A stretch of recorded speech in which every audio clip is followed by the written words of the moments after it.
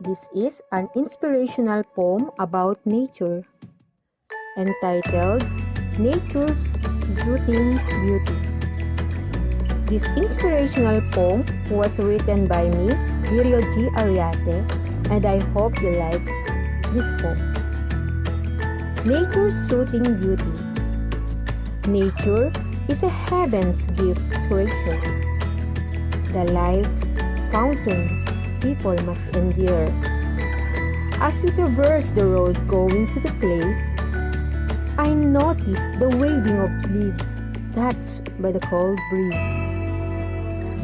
The distant mountains and trees gives nature's beauty that everybody sees.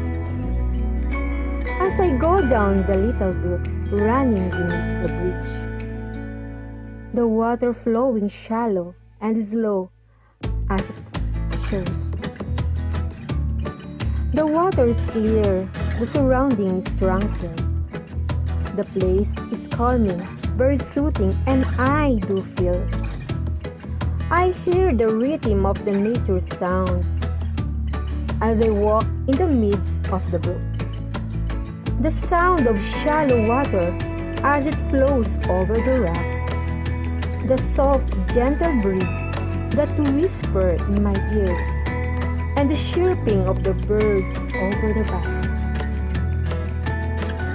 Nature gives us peace as we see its lasting greens. From this place, I see a perfect beauty and harmony. A real gems to be treasured truly. Viewing nature's beauty makes my mind soothing and relaxed.